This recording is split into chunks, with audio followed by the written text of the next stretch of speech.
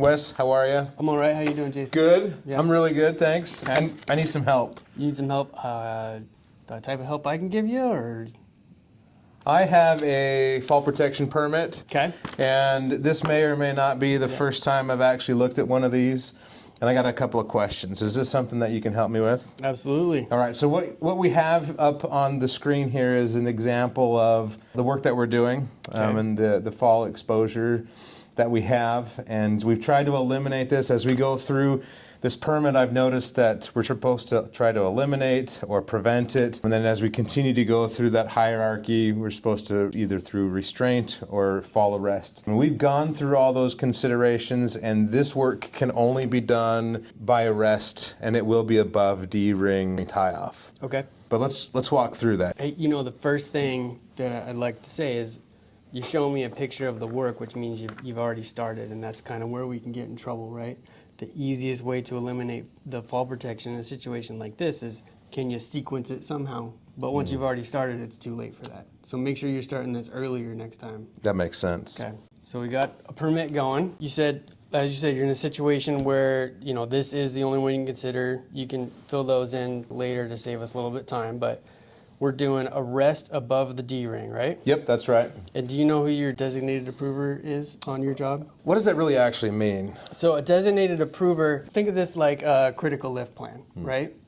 There's people on the job, maybe they have a lot of experience in construction, but it's earthwork, not fall protection type work. So we want to make sure even if it's a project manager or a sponsor, maybe they don't have experience with fall protection to understand the nuances of the permit and review it and help you out, right? So there should be someone on your job or close to it that is designated by your district safety manager that he trusts, they know the questions to ask and the resources to help fill this out correctly and put our people in the safest situation possible. I understand. Okay. All right. So what are we going to anchor to? We are going to anchor above the D-ring, and I have some engineering that will allow us to tie off to that rebar up above us. Okay. So in this case, I mean, it looks like big old number 18 bars, all that. Are you tying off to this beam here? I'm going to tie off to some of those, the vertical bar with a beam strap. The beam strap, okay. So engineering's good. You know, rebar's always a little bit questionable because, you know, the higher you get, it could bend over. The smaller the bar, you could have issues. So I'm glad you got that engineering. So we're doing arrest, so we're going to skip this restraint section, right? Arrest has the blue flag, so we're going to do the sections with the blue flag in them. So we got an engineered anchorage point.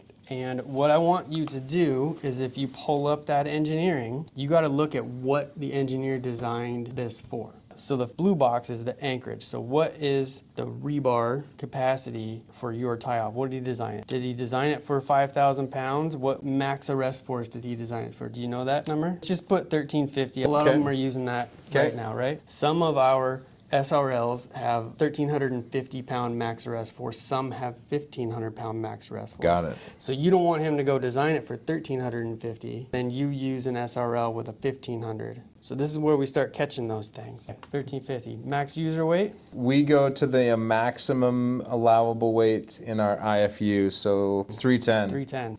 Maximum number of users is going to be 1 user, and then maximum allowable horizontal distance from anchorage. So you're going to follow up on that one? Yep. So the Anchorage Connector, you're going to use a beam strap, right? Yep. So do you have the IFU for the beam strap? Do you know where to find that? I have looked for IFUs online with little to no success. Yeah, DBI Sala 3M's website's pretty tough. It doesn't just pop up like you'd want it. So we've done a pretty good job of putting all that on our Kiewit site. So if you go to safety and you go to LSA tools and you go to working at heights, fall protection, I know lots of links here, but we'll get there. Fall protection.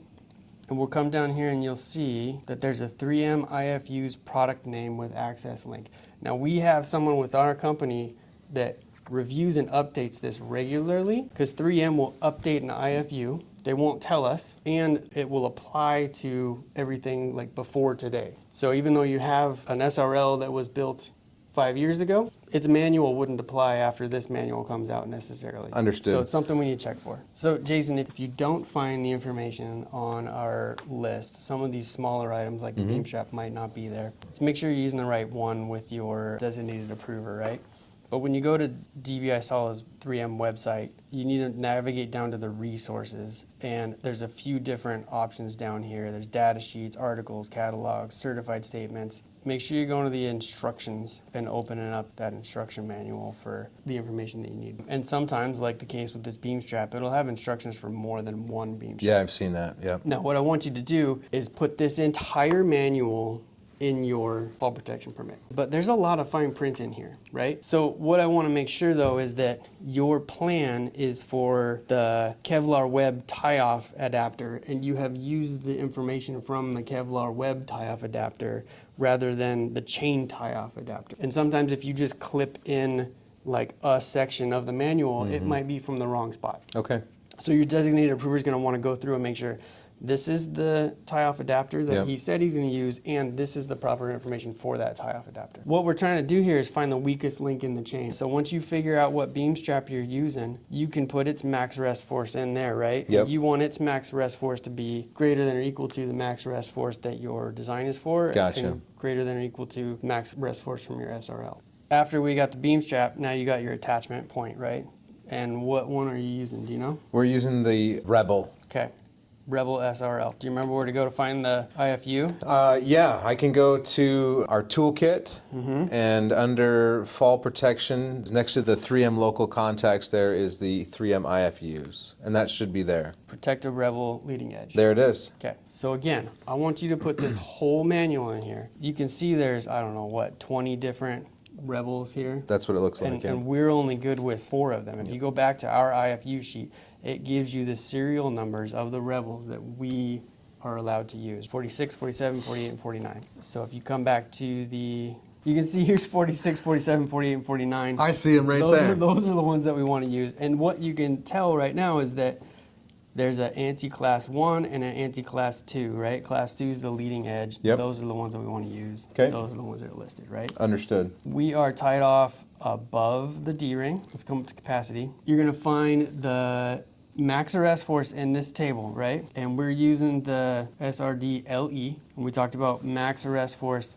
Both of these are at 1,800 pounds. What we talked about with the beam strap, we want to make sure you're using the correct numbers. One of the things in the table you up here, you'll see the approved items, 46, 47, 48, 49. We've got the length of our SRL. We got 20 feet, 20 feet, 33 feet, 50 feet, 66 feet, right? So which one are you using? We are using the 20-footer. So when I come down to the capacity tables and the product specifications, I got SRD models that are 20, 33, 50. I got SRDs that are 66, 85, 100. We're going to be using the leading edge one, and there's a 20, a 33, and then there's a 50 and a 66. And you can see that the max arrest force changes with the different lengths of our SRL. We've got 1350 under the OSHA regulations for 20 and 33 foot models, and we've got 1,800 for the 50 and 66 foot models. Right? Okay. So this is where it comes back to, again, with the capacity of your anchorage. If someone goes out there and uses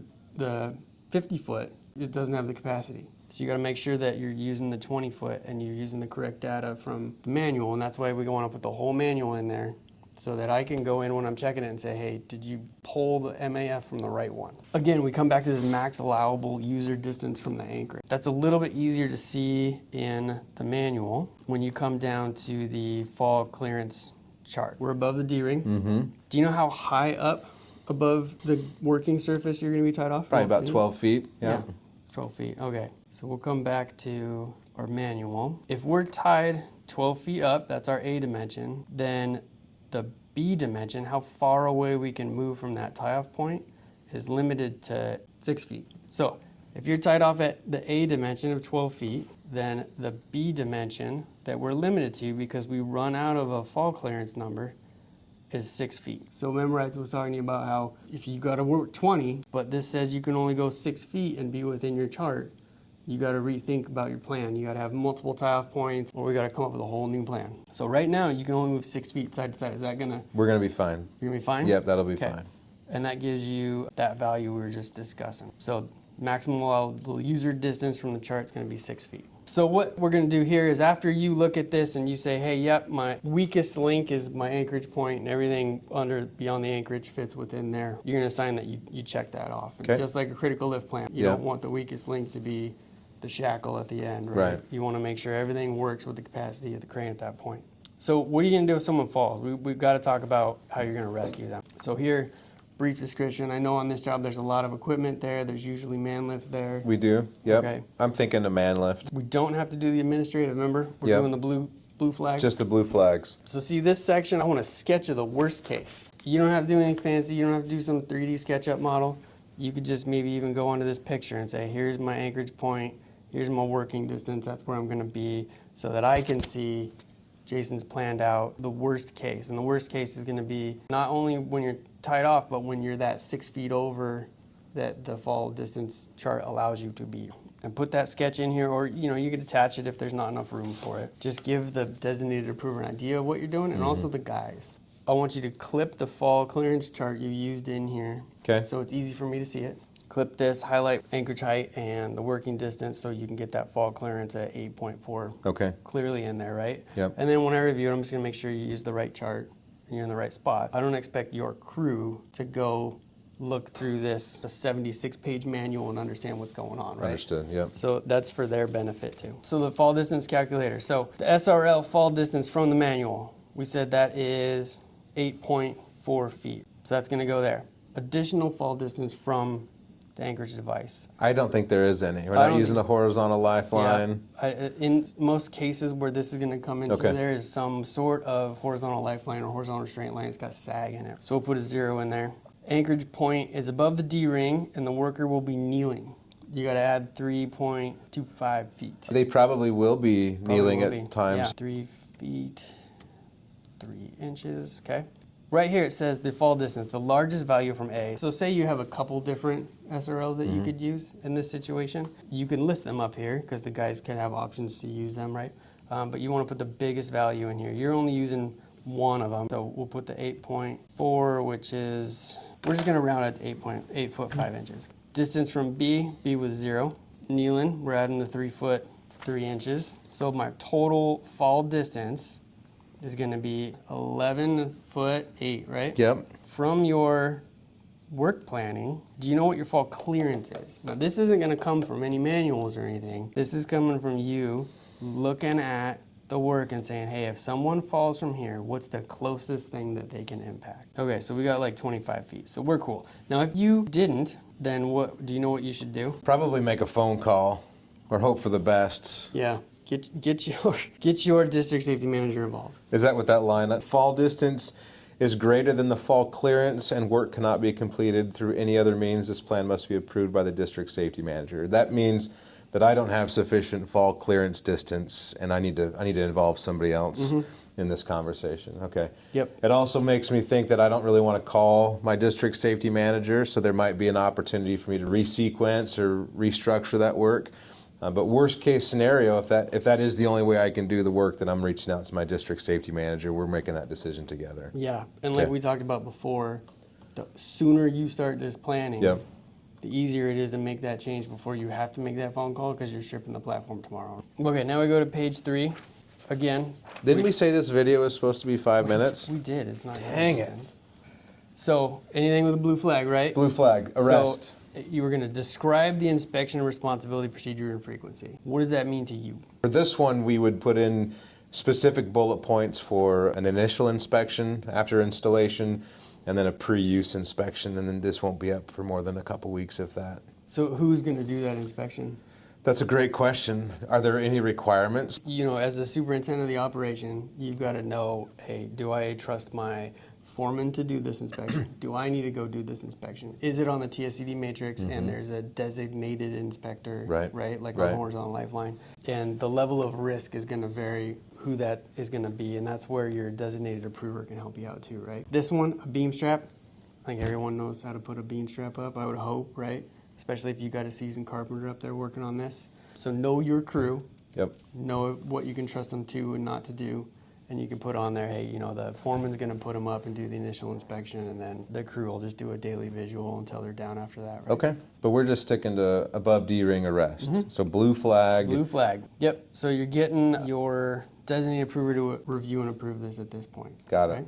As for above D-ring. Now, if it was below D-ring, now you got to get your sponsor and area manager approval for below D-ring. Yeah. And we're not doing administrative controls. Nope. So you don't need to worry about that one either. And then page 4 hasn't changed, right? You're going to get all your guys to review it and sign off and then review the plan with them on a regular basis depending on the work you're working on, right? Got it. One of the questions that I frequently am asked is, what about the expiration date? Are there any requirements on when a fall protection permit like this expires, Wes?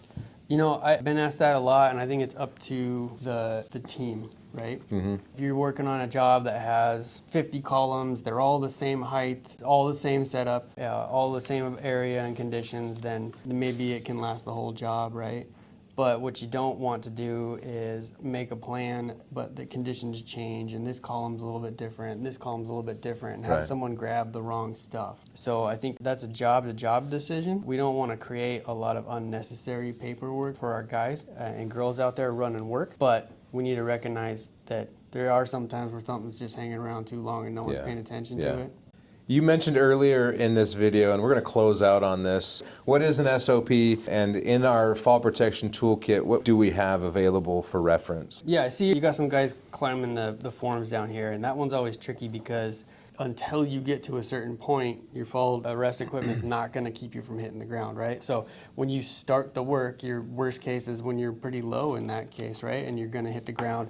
And so why go to our sponsors and our district safety managers every single time we're Right. doing a basic operation like this? So we had a group of people build a bunch of standard operating procedures and put them in the safety folder, right? So again, you follow LSA toolkits, go to working at heights, and we tried to identify things that we do commonly that have the same questions every time. Tying off to equipment, tying off near a shaft, horizontal lifelines, we've got anchorage point inspections. So you come down here below the IFUs we were looking at earlier, and you can see a list of standing operator procedures that you could reference when you're making your plans, right? And so we say low clearance on vertical surfaces. So it's got who made it, when it was reviewed and approved, and who it was approved by. It's got some basic language, it's got some pictures Perfect. for you to follow along with. And That's great. And Yep. it's got, you know, how you identify what part of the chart to use.